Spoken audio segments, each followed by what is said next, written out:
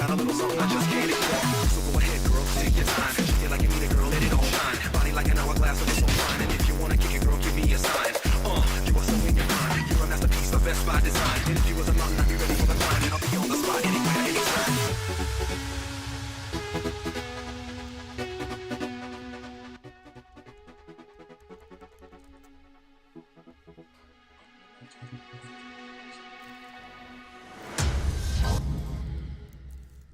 Hello everybody, welcome back to the Blind Press YouTube channel.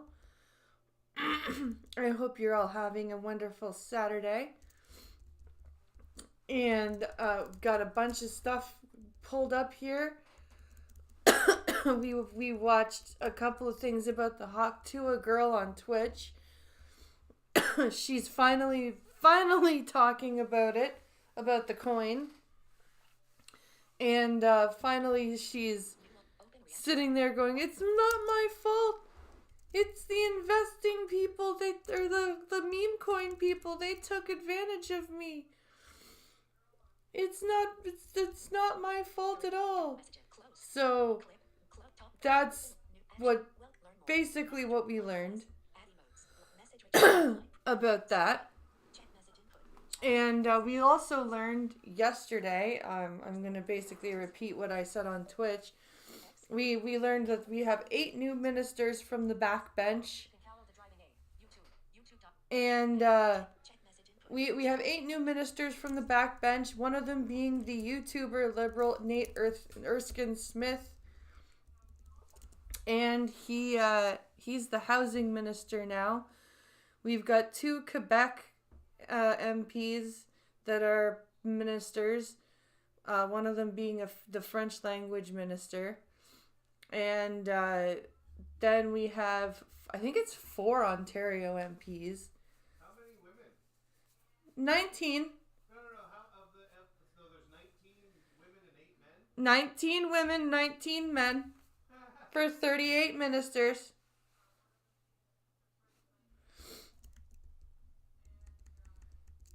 Because there has to be gender parity. So there were, he made it, there were 4 and 4 for the appointees. He made it gender parity, because of course he did. He hasn't done any end of year interviews, which is very unusual for a prime minister. It's not like they can usually pick and choose what interviews that they want to do, but it's very unusual for them to not do any end of year interviews. And so he's decided he's not going to do any of them. So there's that. And yeah, we're basically gonna think that we're gonna have an election by the end of the summer. Jagmeet Singh yesterday came out while Trudeau was shuffling cabinet. I made a video about this. He came out and said that he was going to produce a non-confidence motion when the parliament resumed. Now, Pierre Poilievre is writing to the Governor General asking her to recall Parliament and before the end of the year to have a vote of no confidence, but I doubt that's going to happen. So, yeah, that's basically what's been going on in our political world. We have until January 27th before the House resumes sitting, but I'm sure things will keep happening until then.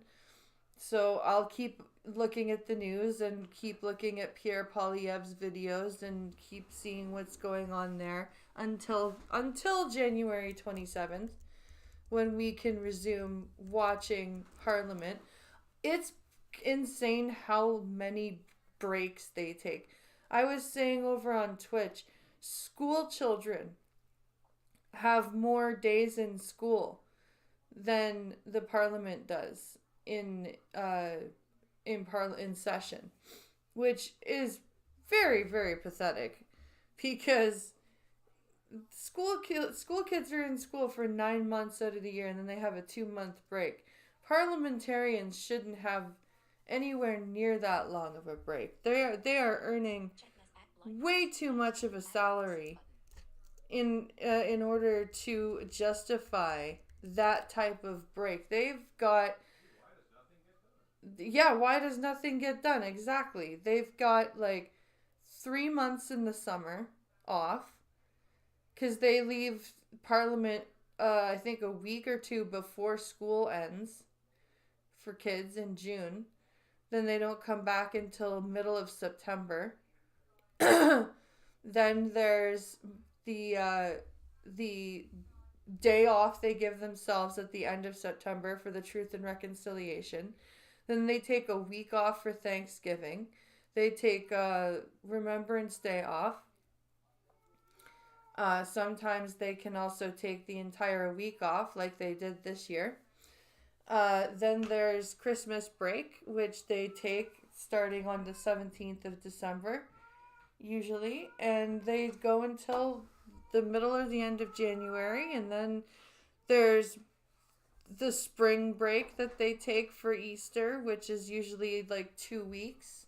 And then there's the Victoria Day break, and it is ridiculous the amount of time that is wasted on government holidays and they get nothing accomplished.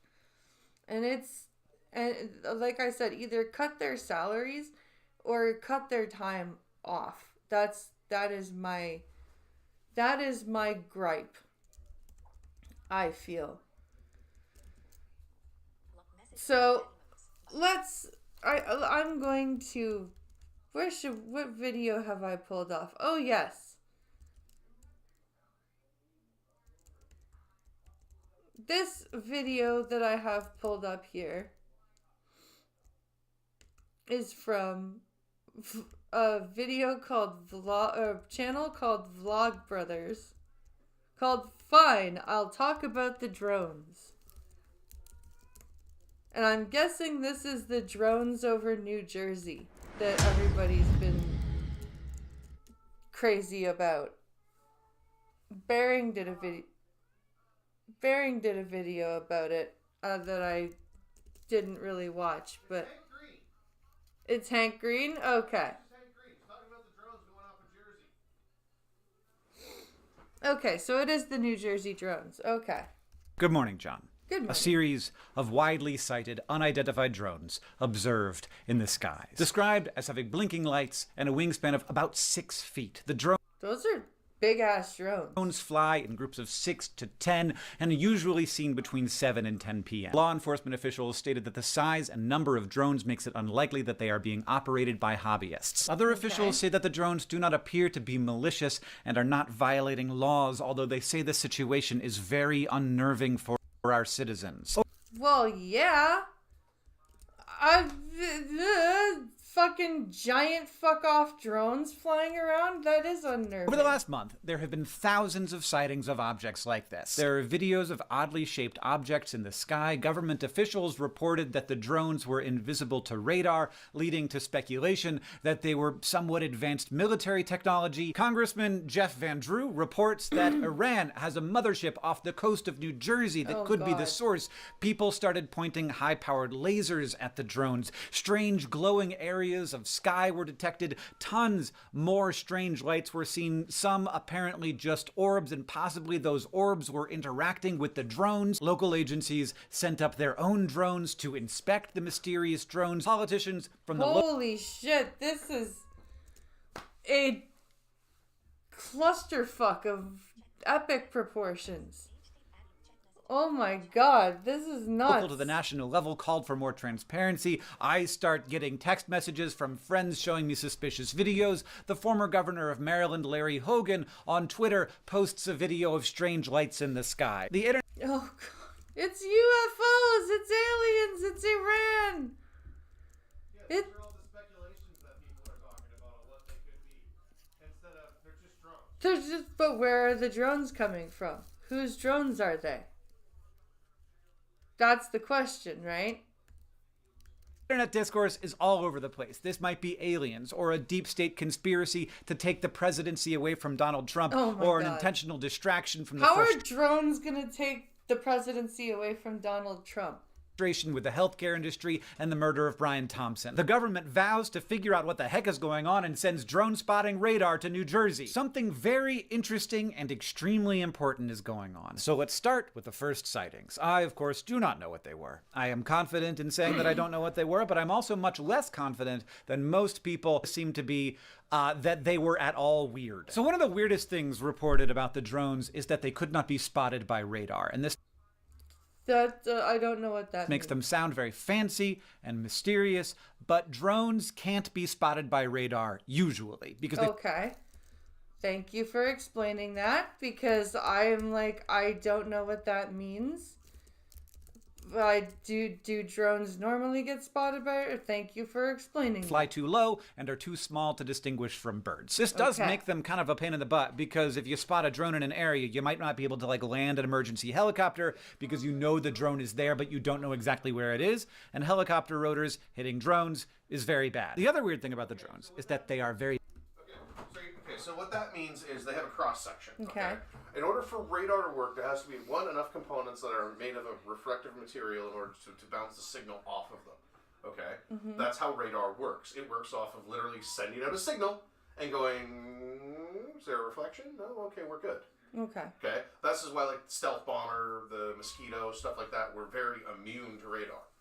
Okay. The stealth bomber, for instance, has radar absorbing materials and minimal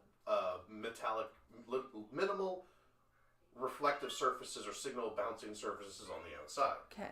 It has the cross section of a sparrow, which means that if you were able to look at it on radar, it would look like it would be the smallest of a pixel. It would be smaller than a pixel on radar. Right. So what he's talking about is the fact that these things are so small, they're the size of your desk. They're the size of me with my arms sticking out. Okay. Okay, they're 6 feet wide. Okay, they'll have the same kind of cross section where you won't be able to see them. They'll just be a jumbled mess. And if they're under 1,000 feet, then you won't even really be able to see them at all. Okay. That's why.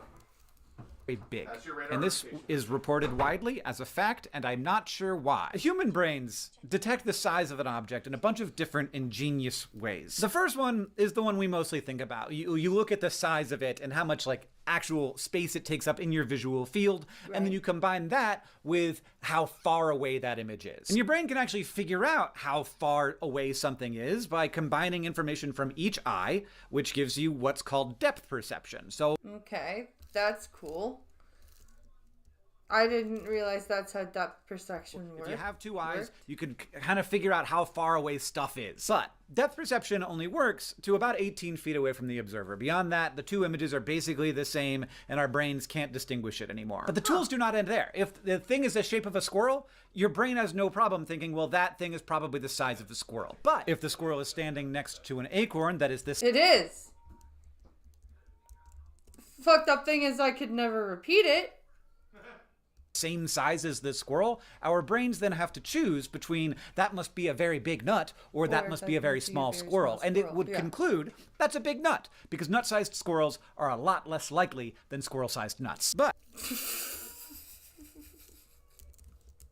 to this explanation of the acorn.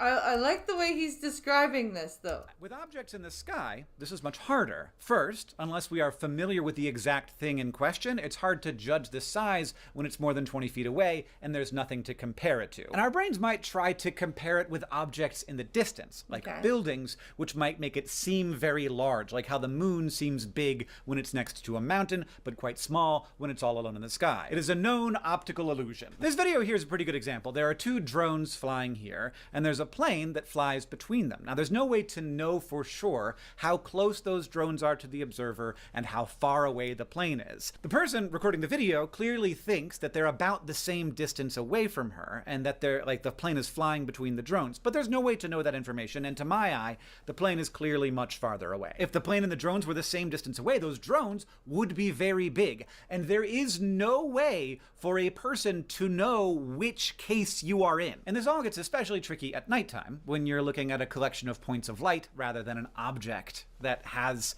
some shape and space to it. Now look, My mind is right now. This is so hard to understand for me. What the fuck? not saying that these drones weren't the size of SUVs. Absolutely, maybe they were. But the news has reported this as reports of car-sized drones. And there is plenty of evidence for reports of car-sized drones, but I haven't found any evidence of car-sized drones. Okay, so I get the difference. Just because the reports exist doesn't mean that the actual thing exists. Before I looked into this, I had heard reports of car-sized drones so much, I assumed car-sized drones were a thing that we were dealing with. I totally assumed it was true, and if I lived in New Jersey, you better believe I'd be spending a lot more time looking up than I usually do. Earlier in this video, I said the sentence, over the next month, sightings of these objects has spread. And a very normal way to interpret that sentence is, over the next month, there were more of these objects. But that's not what I said. No, you said there were more sightings. That doesn't mean there were more of the object. It just means that more people were saying that they saw them. That sightings of these objects has spread, and that is definitely true. Now, if you assume that there's something very weird going on, then it would be normal for the weirdness to be geographically centered. Maybe there's an Iranian mothership. Maybe there's a weird military test going on. Maybe the aliens have arrived and are like set up under the water off the coast of New Jersey. But if you assume that more people looking up is going to result in more people being confused about things in the sky, and if they have been given prior information to expect large drones, then in the absence of reference objects or depth perception data, they are going to be more likely to interpret what they see as large drones, and that would also be geographically centered. People who live in the areas where large drones have been reported are going to be looking up more often, and some of those people are going to report large drones. When we are primed to see a certain thing, we are more likely to see it. This has been studied in a million ways. My favorite dumb way is asking people to identify a loaf of bread, and when you see it in a kitchen, people are like, that's a loaf of bread. But when you put it like in a barn, people take forever to figure out what it is.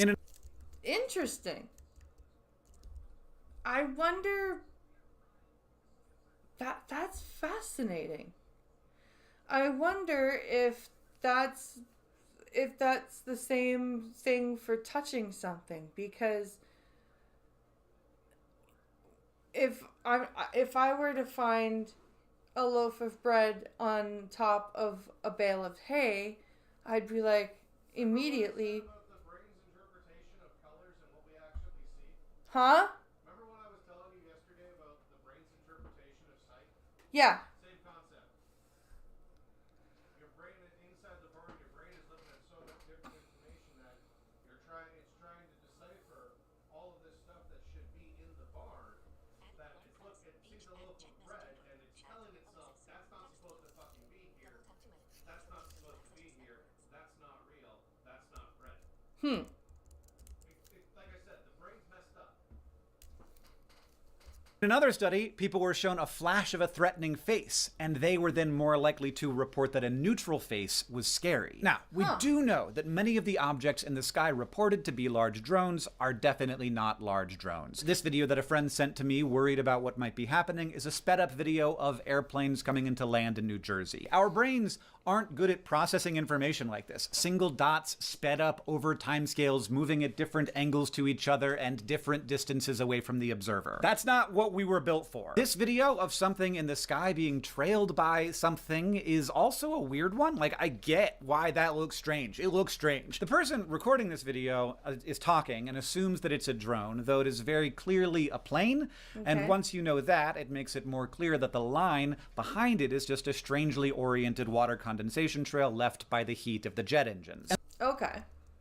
That makes sense. It's a contrail. Not a chemtrail, but a contrail. The lights Larry Hogan saw and tweeted, turns out, and this is a little bit embarrassing, they were stars. But this is the kind of thing that happens when people are confused and worried and looking at the sky when they usually don't look at the sky, and they're primed to be expecting something strange. And it's mass hysteria. That's why all these sightings are happening. The thing, elected leaders saying there's nothing going on here, you're just imagining it, is the wrong thing to do. Yeah. Both because no one is sure 100% what the original drones were, or if they are something to be concerned about, and also because people do not react well to being told they're wrong. No, not really. Especially when they're being told they're wrong in a way that makes them seem like they're crazy. By people who are supposed to represent their interests. That feels really bad. And so, making all of this weirder is that police and maybe other agencies have been sending up big drones to figure out what the other drones are. And then people are seeing those drones and going, oh my god, look at these big drones! Those big drones are then spotted and posted online because there's no easy way to know if you're looking at a big drone that's somehow illicit or a big drone that is hunting for the illicit drones. And then there's also like non-drone stuff. As people have been looking up, they're seeing things that are very weird, but definitely aren't drones. These orbs, for example, we've been looking at these for a long time. When a point of light is out of focus, it does not just look blurry, it creates a particular shape. These are wonderfully called circles of confusion. That's actually rather apt. That is very, very apt. Like, this is why I'm glad that I can't see. Because seriously, if I ever got my vision back, I would be mesmerized by shit like this. I would get, like, I barely get shit done now, okay? I would get nothing done if I got my sight back. Literally, I would just be like, what was that over there? What was that over there? What was that up in the sky? Holy shit, I just saw something out of the corner of my eye. What's that over there?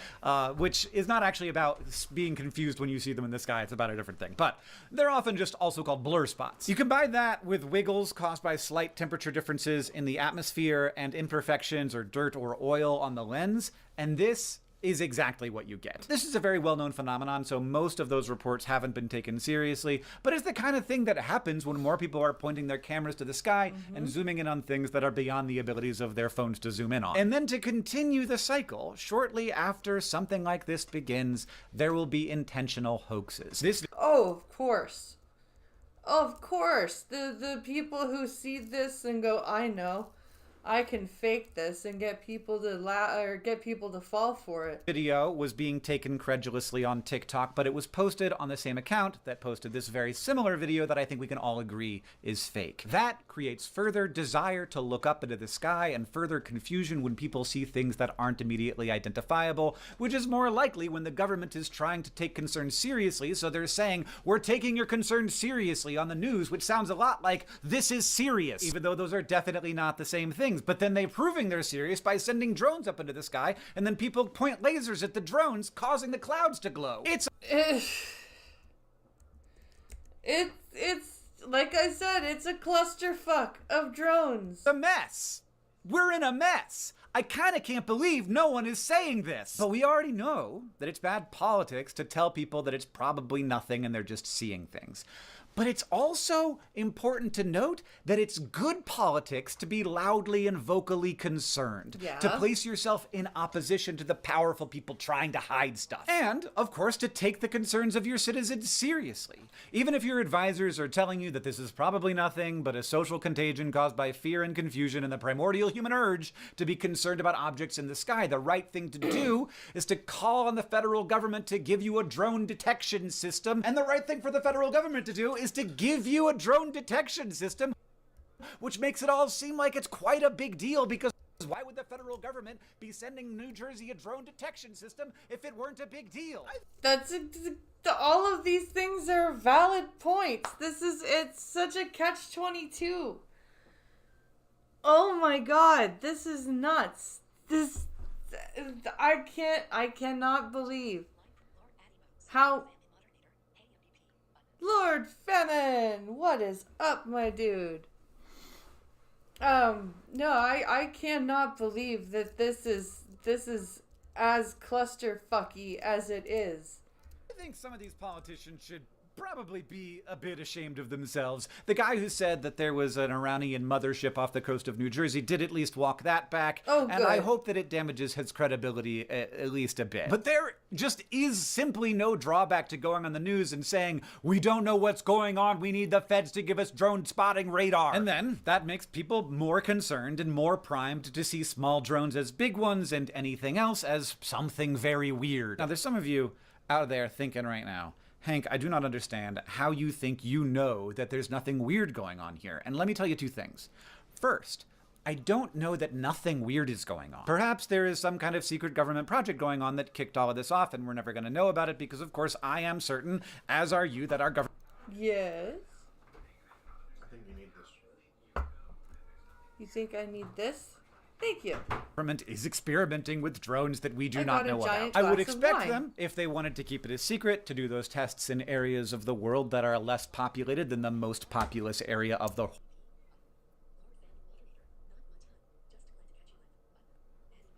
Oh, I'm glad you're here too. I'm glad you're... See, and I've got a big thing of wine. We may not be on Twitch for you to use your finish it points, but we could always do, donations for gulps. I don't know. whole country, but you never know. I don't know, but I do know a bunch of things. First, these objects are most likely to be spotted between dusk and 11 p.m., which overlaps Let's see, very how tightly good is with this when wine? people are both awake and it is dark outside. $10 and that what? makes it much easier to mistake a plane for a drone or a small drone for a large drone. I also know that these objects are all using FAA regulations. $10 PayPal for... Oh, for finish it. Yeah. $10 for finish it. Lighting, which makes them very visible when, if they simply turned those lights off, no one would have ever known that they were there. That makes me feel like it's a lot less likely this is anything nefarious. And the third thing I know is that we have a very long history of seeing things in the sky that freak us out, and then they turn out to be nothing out of the ordinary. And one We really do. We're always seeing shit that's not there. Always. We are literally always seeing, like, this is what humans do. We see shit in the sky that's not there. We see faces in shit that we shouldn't see faces in. One last thing I know. Something that I don't think anybody else knows. The introduction to this video was plagiarized from They a need Wikipedia food, I page, think. and the title of that page is 2019 to 2020 Colorado Drone Sightings. Good morning, John. A series of widely sighted, unidentified drones observed in the sky, described as having blinking lights into 2020 Colorado drone sightings. I think he accidentally... Other officials say that the drones do not appear to be malicious. He accidentally From a re-recorded part of this. Interesting. So that's him talking about the... Huh? He was repeating what he said at the beginning. Oh, he was? He said his... Oh, you didn't hear him. His opening, he said his opening was plagiarized from a 2019 drone sighting in Utah or something. Wikipedia page, and the title If you listen now, he changed it to the actual what it actually said. of that page is 2019 to To listen what he said at the beginning, it's slightly different. Okay. 2020 Colorado drone sightings. Good morning, John. A series of widely sighted, unidentified drones observed in the skies, described as having blinking lights and a wingspan of about 6 feet. The drones fly in groups of 6 to 10 and are usually seen between 7 and 10 p.m. Law enforcement officials stated that the size and number of drones makes it unlikely that they are being operated by hobbyists. Other officials say that the drones do not appear to be malicious and are not violating laws, although they say the situation is very unnerving for our citizens. At the end of that month, Vice published an article titled "The Colorado Mystery Drones Weren't Real," outlining that upon investigation, almost all of the sightings were easily explained as either commercial aircraft or stars or planets or small recreational drones. Oh, and it is there's interesting to me that these two incidents two both finishes. happened around Christmas time. Possibly parents are buying drones for their kids and they want to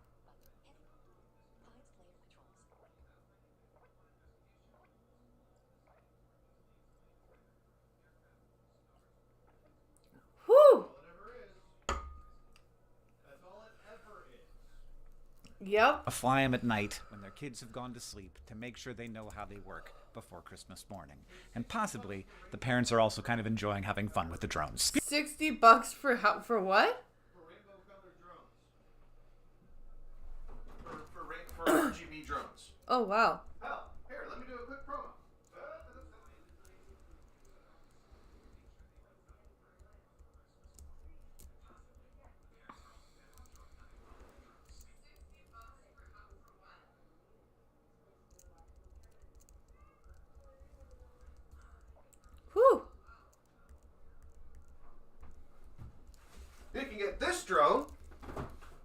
Holy Stone.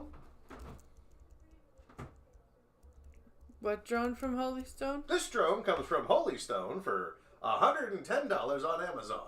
This is the Holy Stone 110. It's actually a pretty decent little guy with a nice little camera. I have been kind of sponsored, but not really sponsored. They gave me 2 drones and a whole bunch of stuff for free as long as I promote their shit. Well, here's the promotion for their shit. Pay me. Holy Stone 110. Refill, please. Lord Famine did 20.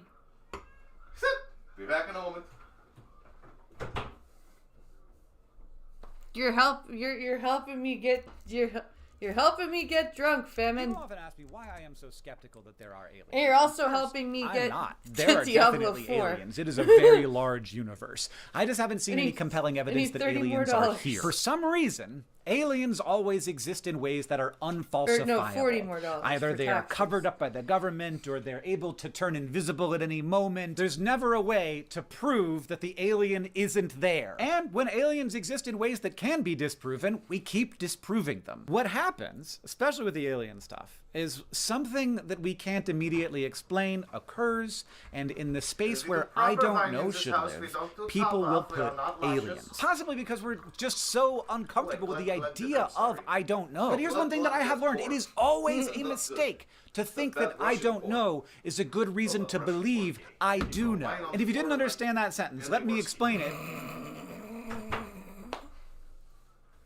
Wine on the floor like Andy Worski. With something that is encoded into the language of aliens. We used to call objects in the sky that we could not identify unidentified flying objects because they Yay were for product unidentified. placement. We Exactly, didn't know. Kevin. But so many people leapt from I don't know to I do know that UFO quickly stopped meaning a thing that I can't immediately identify and became a word for aliens. They literally Yes. filled in I don't know. Yes. Exactly. UFO is just unidentified flying object. It doesn't mean alien from outer space. It just means thing we don't know what it is. Know with I do know. Unidentified means aliens. People send me weird videos on the internet and I try to help them understand their world better. That's like one of my jobs, and I love that part of my jobs. It's fun. And whenever I see something like this, whether it's showing a second sun in the sky or a weird sparkly tumbling cloud, I have a tool that works super well. When I don't know what it is, I start by saying to myself, I don't know what that is, Ooh. but it's definitely a physical phenomenon. And then maybe I figure out that the sun was reflected in a double pane of glass, or a piece of foam from a foam party got picked up by the wind. And sometimes I don't figure it out. And in those situations, I live with I don't know. Yeah, isn't that sometimes I don't know is the answer. But a lot of the times there is an answer.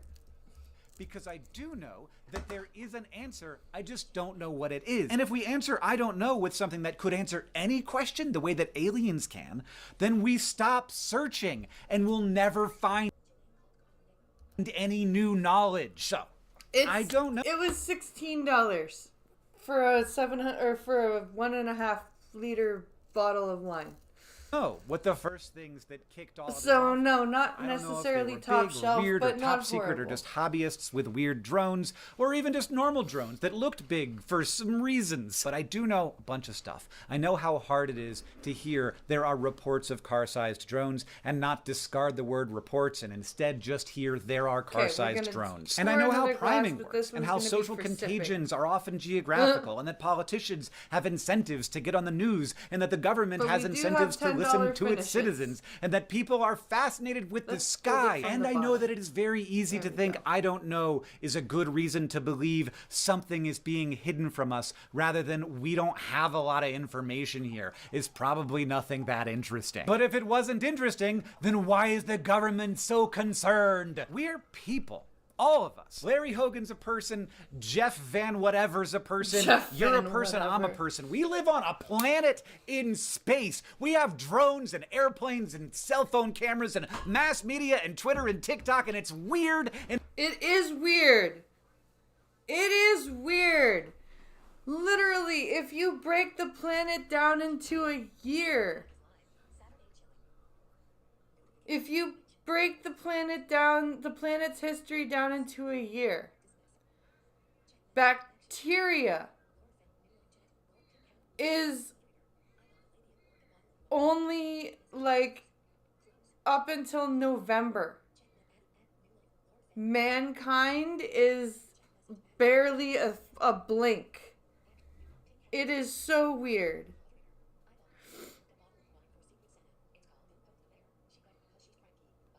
That's funny. I like Don't Poke the Bear. It's a good wine. And it's amazing. And it can be hard to make it all work in a world this strange with 8 billion of us trying to make it work together. In part because there's just so much to know. But here's the thing. We only know any of that because we let I don't know exist for a while as we try to figure stuff out. Yes. We do. That's the good part. I'll see you on Tuesday. If you like this video and you think I did a good job, I've got a store that donates all of its profit to charity, and you can still get gift cards to give to your friends and family and loved ones during this holiday season. And right now, you can get 10% off any gift card with the coupon code STRANGECLOUD. That's kind of cool. But yeah, like, I don't understand when unidentified became alien.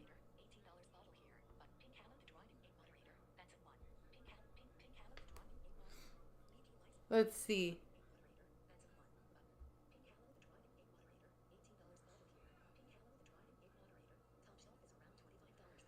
Top shelf is around $25 to $35. Sci-fi became huge in the 70s. 50s, 60s, and 70s, the UFO thing became gigantic, especially with Trump in World War II. Oh. It's the UFO thing. UFO and the U.S. Air Force, your mind will... you don't watch those videos. You don't watch those tapes.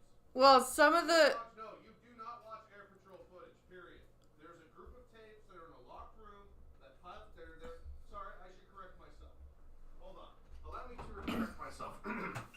According to the Department of Defense, there is not a specific room inside of a specific building within the DoD in which certain specific pilots go to laugh at and watch specific things being blown up and other things being seen while on air patrol. Signed, the DoD. I see. The coupon code STRANGECLOUD at Good. So that is, oh my gosh, that's crazy. You got her the white because it was $2 off. I'm not a fan of white wine. White wine gives me a really bad headache. And I find that it's got less percentage, I find, than red in alcohol content. It doesn't have the same effect on me that red does. And yeah, I'm not a fan of white wine at all.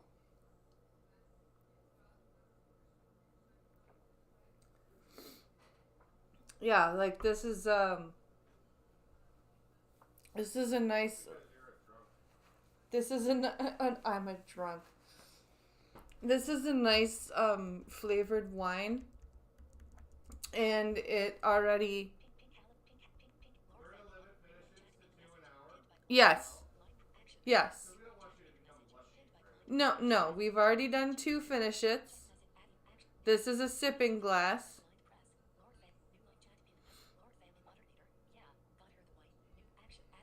So in the next hour, we can do another finish it.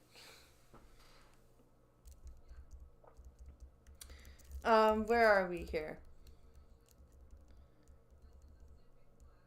Oops.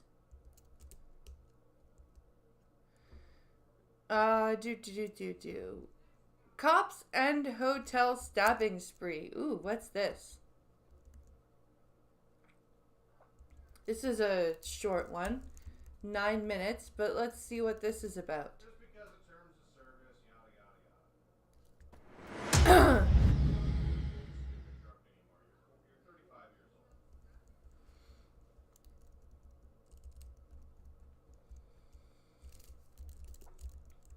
old. Okay. Oh, this is donut.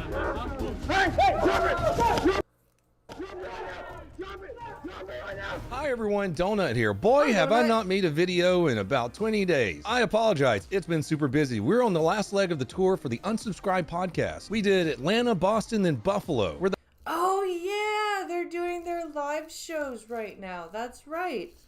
I forgot about that. hosts of the podcast threw each other through folding tables, courtesy of Angry Cops.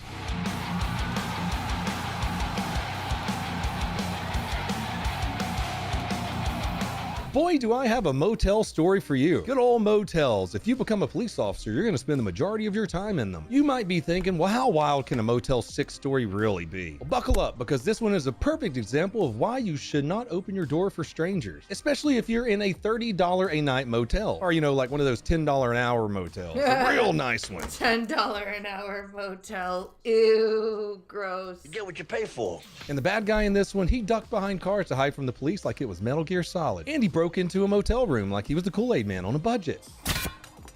Oh, yeah. If you're saying, hell yeah, Donut, this is the kind of motel madness I'm here for, then you've come to the right place. But first, let's talk about our sponsor for this video, ShipStation. This video is brought to you by ShipStation. Wait, a lot what? has changed over I don't want to know about what? You don't want to know about those places. The $10 an hour motels? Or the $30 a night places.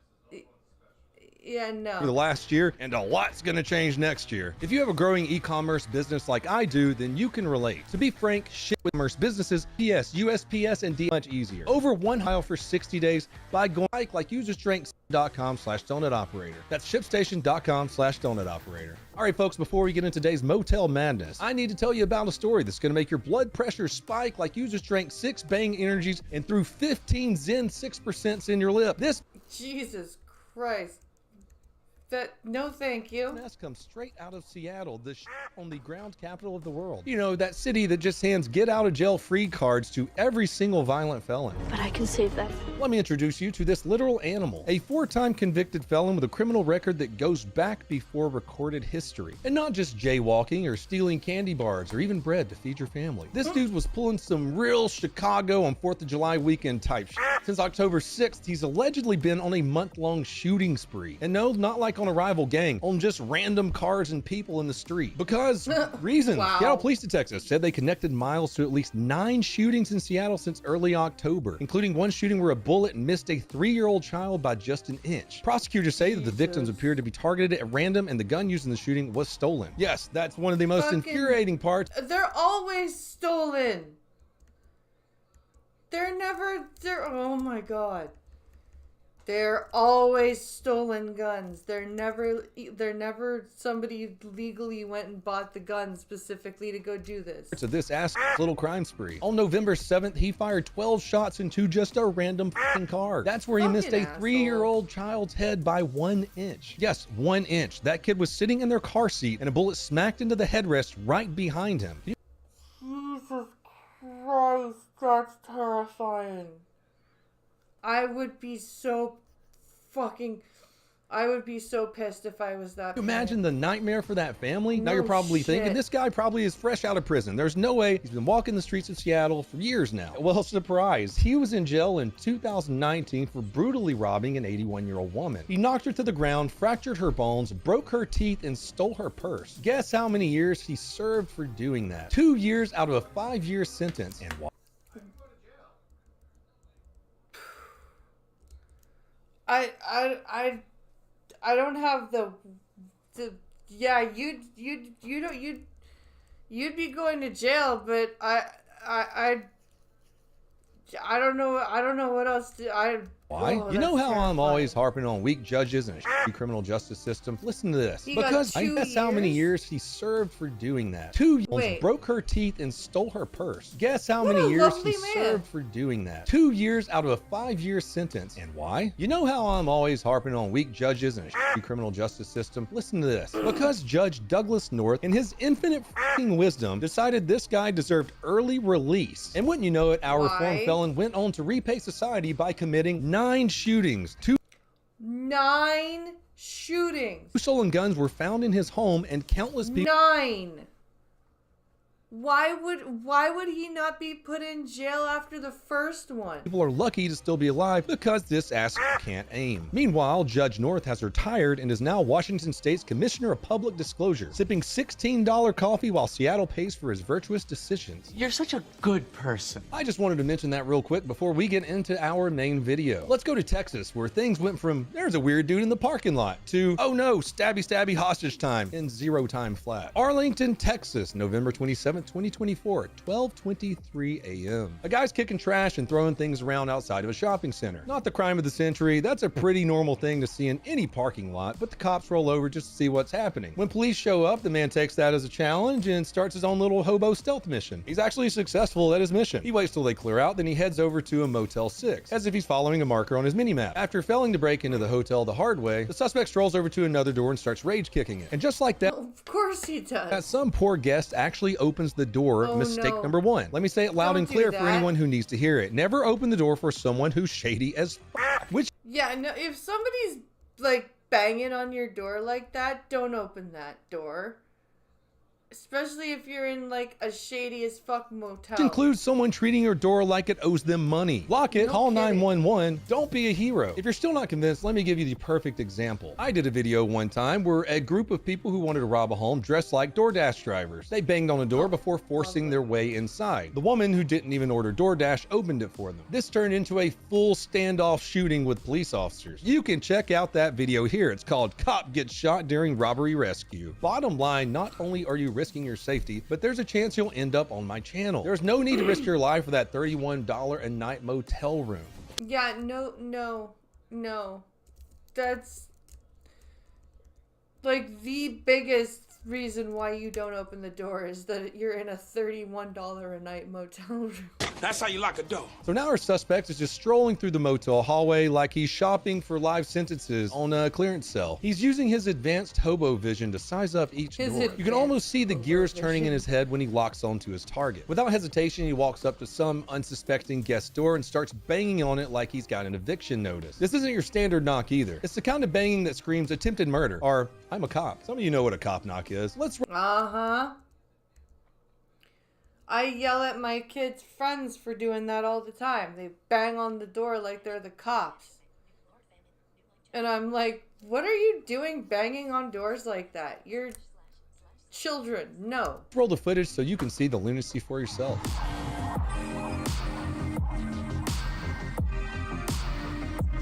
Here's where we get the second mistake. The man staying in the room opens the door. The suspect forces his way inside. They get into a Yeah, physical never open the altercation door. and the suspect pulls out a knife. And this is just a completely random dude. The guest doesn't take it laying down though. You can see him try his hardest to get this psycho out of the room and lock the door. Good Unfortunately, job. his hobo powers were too much. Dude was probably smoking gas station weed. Soon after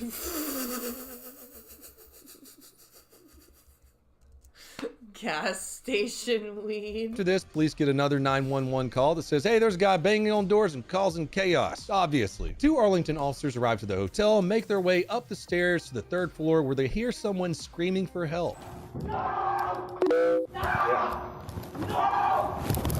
Police, That's terrifying. That's terrifying if you're the police. The 3rd floor where they hear someone screaming for help. Police, open the door. They announce themselves as police, try to kick the door in, and that's when this happens. Police, open the door. No, please. Open the door. Open the door. I have hostages. Come on. Hey. Come on. I have hostages. I have hostages. Oh, that's just great. Hearing the words, I have a hostages. Hey, drop it! Drop it right now! Drop it! Drop it right now! The door opens, and what the officers see in front of them is the suspect holding a knife and a victim bleeding. Of course, they immediately order him to drop the weapon, but our hobo with a knife is not listening. I mean, this is still way better than a hobo with a shotgun. Hallelujah. Here's what happens next. That's true. Hey, drop it! Drop it right now! Drop it! Drop it right now! Drop the knife! Drop the knife right now! Please get him! 4 shots. Hey, get out of here! Get out of here! Get out of here, man! Get out right now! Get out! Get out! The guest was able to escape with some cuts and bruises, He's but still nothing that was moving. life-threatening. The officers immediately switch gears like normal and start rendering aid to the suspect. But Well, yeah, they have to. But still, that's scary as fuck. To hear the screaming like that. the officer's shot placement was pretty good, and the suspect died later that night. Investigators later confirmed the attack was completely random. Good. 9 fucking shootings after knocking some poor woman's teeth out and taking her purse. Yeah. Toxicology reports are good. still pending. I'm Good. interested to see what he Goodbye. had in his system, and obviously was something. Or he was insane. Probably both. So what did we learn today, kids? Don't open your door to strangers. The officers were cleared to return to duty after a little vacation. The investigation is still ongoing, but I'm pretty sure the officers are going to be fine in this situation. That's all I have today. Let me know what you thought about this in the comments. If you want to help support the channel, you can go on over to donutoperator.com, watch the Unsubscribed podcast, or subscribe to pepperbox.tv, our exclusive streaming platform just for all of our friends. That's all I got for you fine people today. Until next time, please have a fantastic day. Backer.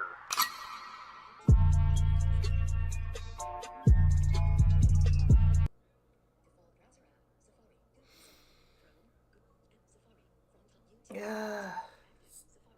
So that's that. Why is this? Let's see here. That was a crazy.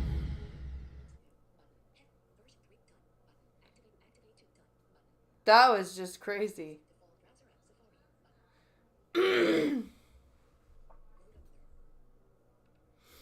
Okay.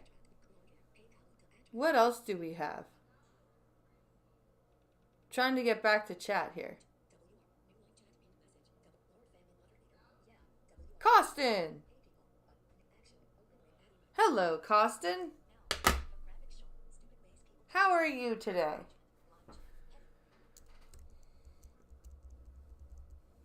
I hope you're having a fantabulous night. Let's close that window. What do we have here? Okay, we can close that too. What is this? Ah, yes. Let's get into the gaming content. So this is from a couple of days ago. This is from Carl Jobst. Cheater Billy Mitchell can't just... Wait. Cheater Billy Mitchell just can't... or just keeps losing. And I'm guessing this has to do with the lawsuit that's going on because it's happening right now. So we're going to take a look. Next case is a case number. All right, our next case is a case number 2023-0432 Mitchell versus Race. Hello, you absolute legends. This is Billy Mitchell's lawyer, and these are the justices of the Supreme Court of Florida. Billy is trying desperately to stop his ridiculous and frivolous lawsuit against the world's greatest Pac-Man player, David Race, from being thrown out.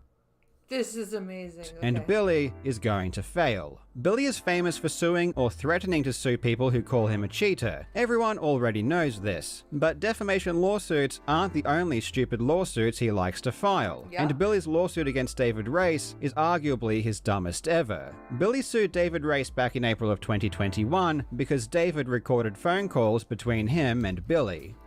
Well, is it a one-party consent state? Because if it is, then there's no problem. David wasn't recording these calls because he had some evil scheme to expose Billy at some point, or for nefarious reasons. He recorded them because he records all of his calls with everyone. David is a resident of Ohio, where you don't need the other person's consent to record your calls. What David did was normal and legal where he of Billy. But at some point, after reviewing much of the evidence against Billy, David came to the rational conclusion that not only did Billy cheat, but Billy had been lying directly to him and using him as a pawn. After learning the truth that Billy is a con man, David then chose to help Twin Galaxies in their lawsuit against Billy. Oh, so Billy feels betrayed. I see. I see now. By providing them with a recording of a phone call showing that Billy was the type of person to lie and trick people. Billy was pissed that David was now helping Twin Galaxies. So Billy did what Billy does when he is upset with someone. He sued him. You stabbed me in the back. I'm suing you. Billy claimed that what David did was illegal because Billy lives in Florida, where you do need consent to record calls. But that's just not how it works. It doesn't matter where Billy lives, it matters where David lives. Right. And where David lives, it's totally legal. And the court agreed.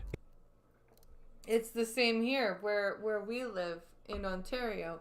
It's a one-party consent state. You don't have to inform the person that you're recording the call. You can record the call as long as you have, and as long as you know, then you're doing it. But because of, like, federally, it's not legal to do it because there are still some provinces where it's not that. That's why you get the your call may be recorded for whatever purposes on the phone when you're calling certain places. In March of 2023, the appeal court dismissed the lawsuit, literally saying that what David did was legal and that Billy's lawsuit was offensive. But Billy's crusade against David knew no bounds, and he took it all the way to the Supreme Court of Florida, where finally, in November of 2024, they agreed that the lawsuit is to be thrown out for good. In this video, we will take a quick look at Billy's most recent failed attempt to sue an innocent person. I really hope you enjoy. This is gonna be great. I love when Carl brings up this stuff and points it out. Let's see. Now, legends, it's Christmas time, and what better way to spoil yourself or someone you love than with a beautiful poster from Displate. Or if you don't know Billy, as many of you know, please click the link and grab a Displate today. First, I want to give you a quick update on what's happening with my own lawsuit against Billy. Oh yeah, I really want to hear about that too. As many of you know, in September and October, I went to trial because of Billy's defamation lawsuit against me. I've had a lot of people ask me what's going on, and if there has been a decision. So let me explain the process. My trial will be decided by a judge, and these decisions take time. It's not as simple as the judge just saying who won. As part of the decision process, they need to draft an extremely long and in-depth opinion about everything that happened during trial. This involves talking about all of the witnesses, all of the evidence given, all of the existing case law, and much more. Okay. And because my trial was relatively long, this decision is also going to be really long and involved. Yes. This takes time, and we will probably be waiting months for the judge to come back with his decision. Oh, probably. And the judge is probably going to be like, this is the dumbest court case I've ever had to decide. And I don't know what that decision is going to be.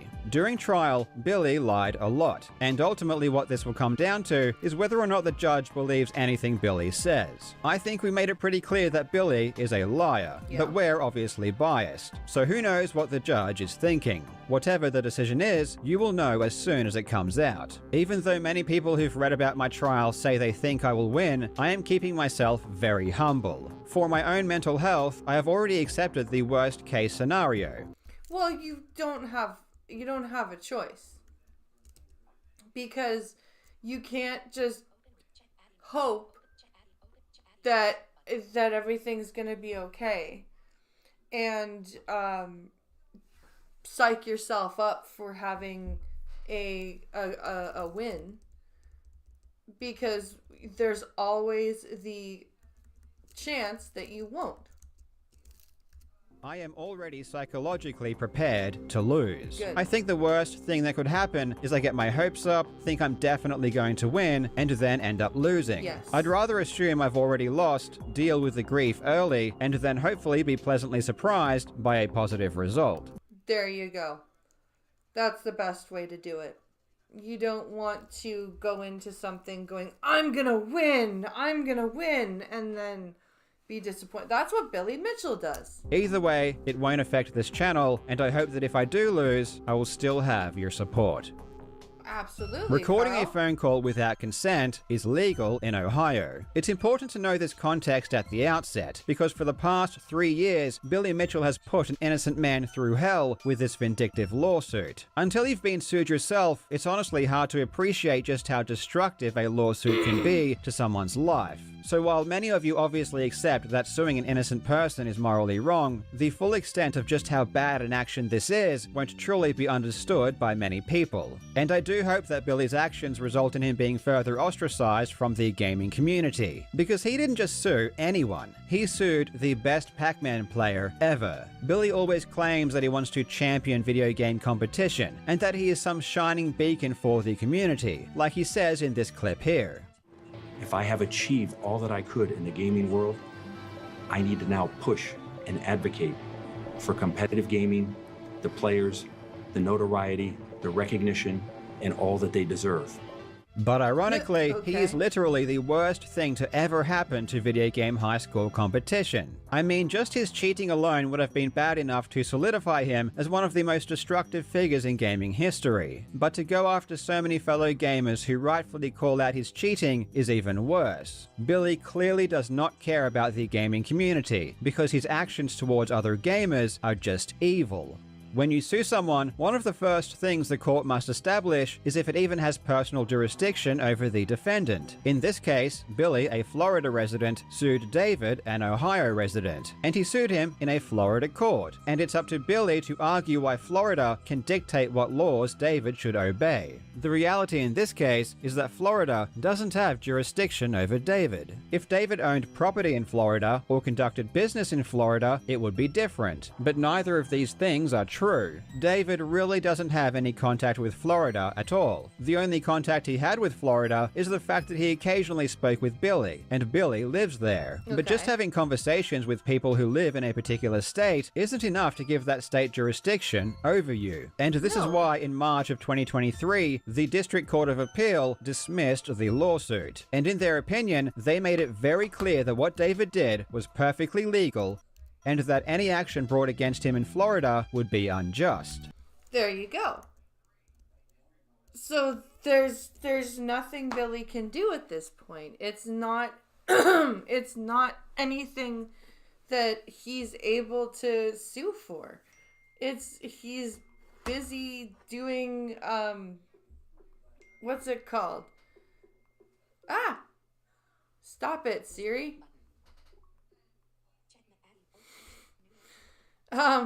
He's into, he's just screwing up everything. They said, it is significant that the conduct that offends the Florida plaintiff, the recording of phone calls without Hello, his Carla. consent, is not Welcome to illegal the in channel. Ohio, where the calls were recorded. The recording of the calls is not malum in se, a wrong or evil in itself that is prohibited everywhere. Where a defendant legally records a phone conversation in his home state and has no other significant contacts with Florida, it offends traditional notions of fair play and substantial justice to require him to appear in Florida to defend against a lawsuit for an alleged violation of the Florida Security of Communications Act. We therefore reverse and remand to the Circuit Court with directions to enter an order dismissing the case for a lack of personal jurisdiction. Haha. Basically, we're dismissing the case because it doesn't matter. He's living in a state that it's legal to do this in. This opinion was written by Judge Gross and was signed off on by the Chief Judge Mark Klingensmith. Now you would think that having the Chief Judge of the District Court of Appeal tell you that this lawsuit is offensive would perhaps give Billy some pause to reflect and reconsider his legal vendetta. But no, he continued pushing and took it all the way to the Supreme Court of Florida. Seriously? All the way to the Supreme Court.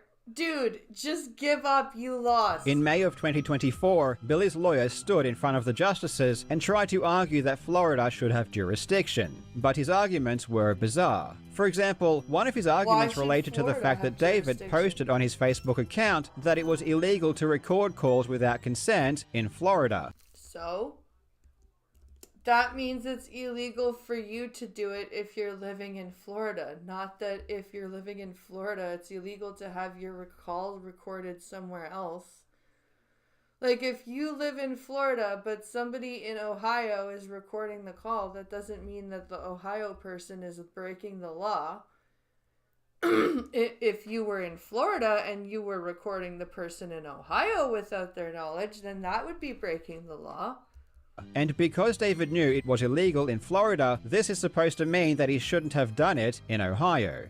Correct. So, I understand that there's a sense in which this is some murky thing about where is the conversation occurring and everything, but if the whole point of all this personal jurisdiction stuff is to focus on what the defendant is doing and the connection between what the defendant does and the forum, I mean, everything the defendant did, the recording, the speaking, I mean, it was all in Ohio. In what state was he in? Ohio. Yeah, that is correct. He was physically located in Ohio, according to his affidavit. If I can take 1 second, Justice, you raised a point about whether or not the defendant knew my client was in Florida. He did subsequently post on Facebook that he went to justia.com and copied Florida statutes for the Chapter 934. Again, that doesn't matter. The person that did the recording was not in Florida. He on there and said, it is illegal in Florida to record a phone call unless all parties give consent. I'm paraphrasing. I have questions about that as well, but I think if you could answer the Chief's question. Then. This argument is, of course, irrelevant, because David lives in Ohio, and was in Ohio at the time. But this is just what Billy's lawyers love to do. They throw out nonsensical arguments hoping to confuse the situation. Billy's lawyer honestly looked like a bumbling buffoon when he was trying to explain why Florida should have jurisdiction. All right.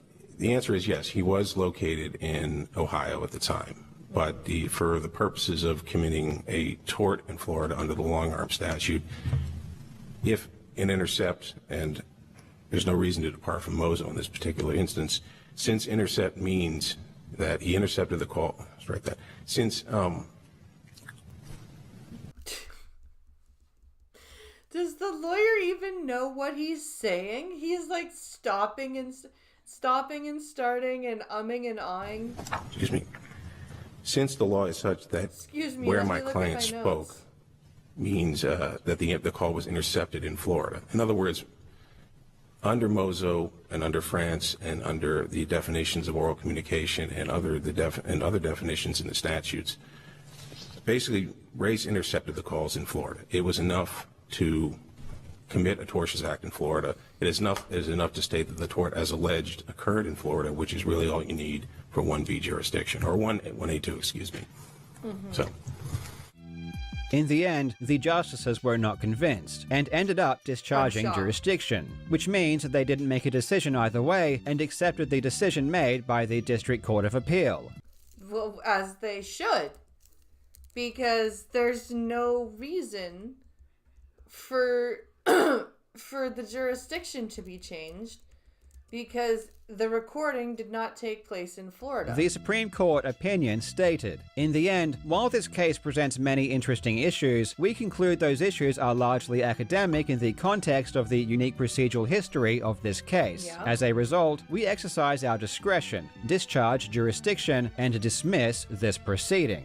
And that's it. It's over. After 3.5 years, David Reyes has finally won for good. For the past 3 years, I have heard Billy claim over and over that David illegally recorded his calls. He even declared this in his other lawsuits. Of course he did. Because Billy Mitchell is the forever victim. Why are you suing Mr. Reyes?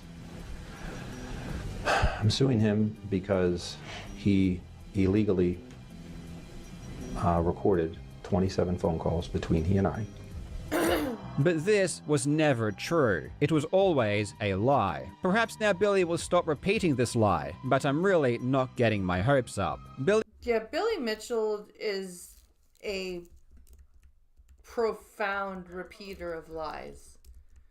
There is nothing that Billy Mitchell won't lie about. He will, of course, try to sweep this under the rug, just like he always does when he loses a lawsuit. Don't expect an apology from Billy or an admission that this lawsuit was wrongly filed. In fact, if Billy had his way, he would never comment on this again, and everyone would simply forget it ever happened. Absolutely. That's what Billy wants. But I'm sorry, I just can't let that happen. On a more positive note, you're it awesome, seems Carl. like Billy's legal crusade is coming to an end. All of his lawsuits have either been dismissed or settled. Note that Billy has never ever actually won. The only lawsuit Billy has remaining is the one against me. Am I... That's it? That is what he has left. Really going to be the only person Billy wins against? Oh boy, wouldn't that just be hilarious. Thank you so much for watching, you legends. Billy I hope is you're an having a imbecile. fantastic day. You are and I'll- absolutely correct, Famine. You are far and beyond correct. This wants to lose at this point. Huh? I think Carl wants to lose at this point. Why? Like, you just to laugh at Billy and go, I'm the only one you can beat? The hell? I think I don't know. I think Carl wants to win. If I was Carl, I wouldn't want to lose against Billy Mitchell. I wouldn't want to be the only person Billy Mitchell beat. That would kind of piss me off.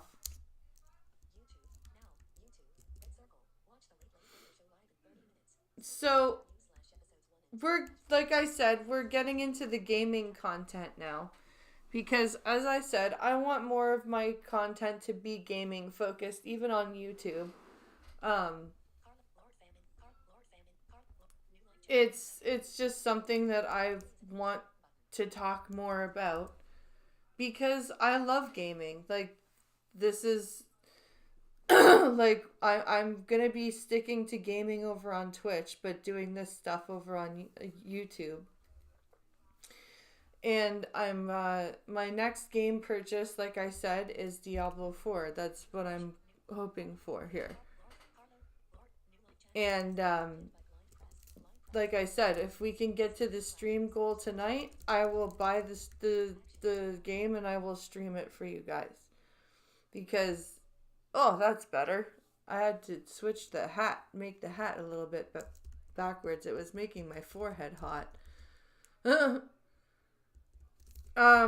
So, but yeah, that's my goal, is to get Diablo 4 for Christmas, plus the other games for my boys. Let's see, what video do we have now? A big paradigm shift in gaming. This is an Asmongold video that, it's not an Asmongold reacts. It is just a straight Asmongold talking to the camera video. And, I would like to take a look at it. Hi guys, it's me again, and today we're going to talk about everybody's favorite AAA gaming. We're going to look at where it's been, why it exists right now, and where I think it's going, which is going to be the majority of them into the garbage. Yep. Because unfortunately, a lot of the AAA games are being developed by, well, I wouldn't even necessarily say they're being developed by woke people, but they're being directed and produced by woke people and forced to basically, what's the word I'm looking for? Basically try to get the woke agenda across, and therefore game development, game mechanics, gameplay itself is affected. I've said this before, that if you build 100 bridges and you suck one dick, you're not a bridge builder, you're a dick sucker. Yep. But if you suck 100 dicks and you only build one bridge, you're Ubisoft.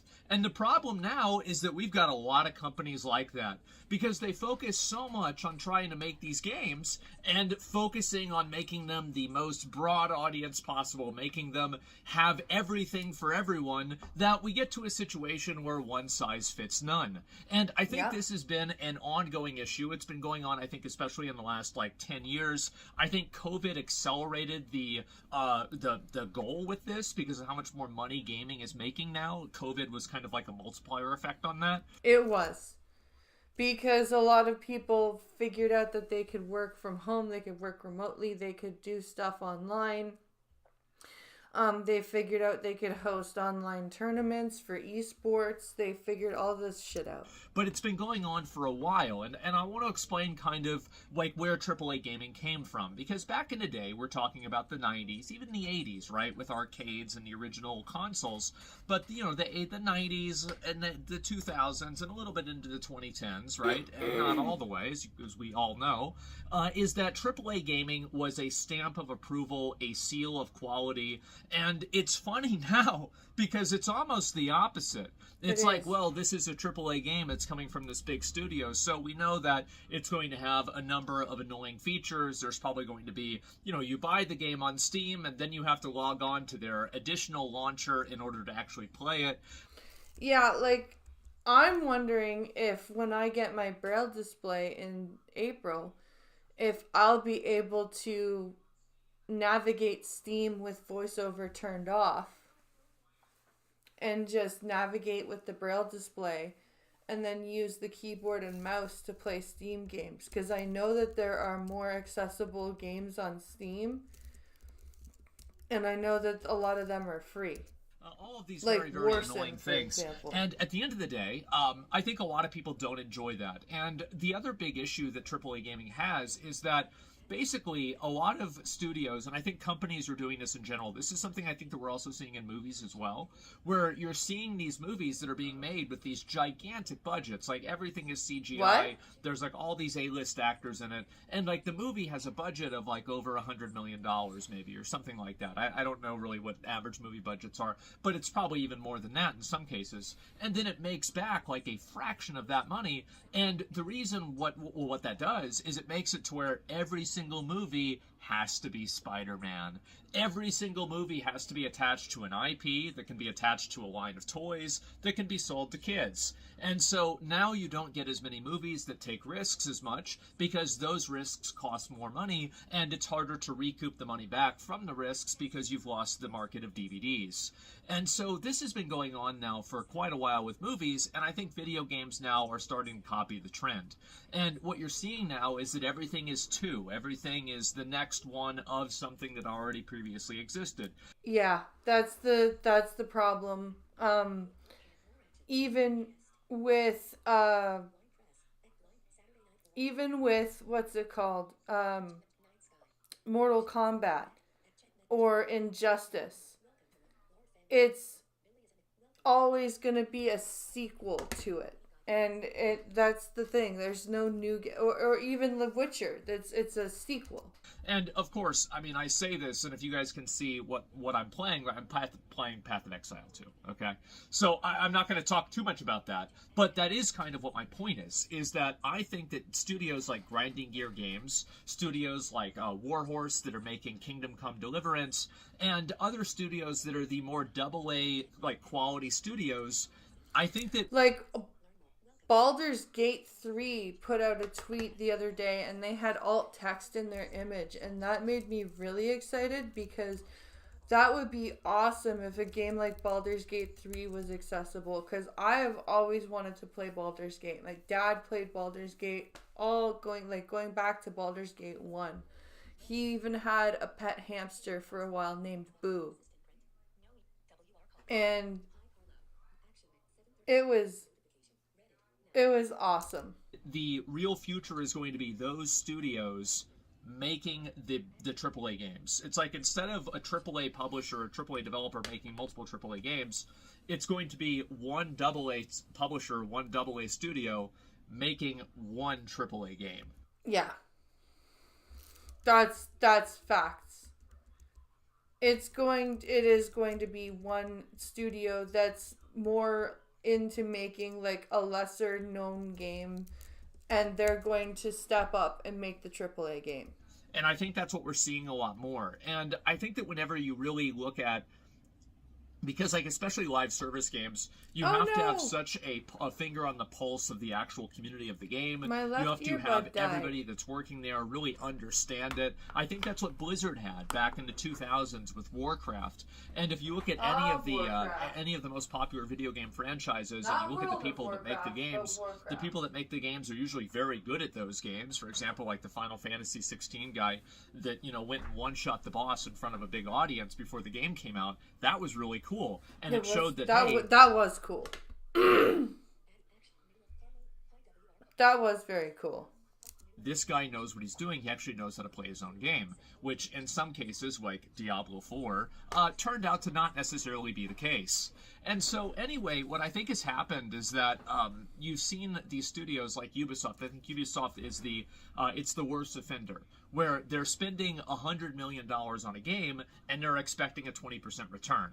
Yeah, that's ridiculous. You can't spend that much money and then expect a 20% return on something and make it a bad game.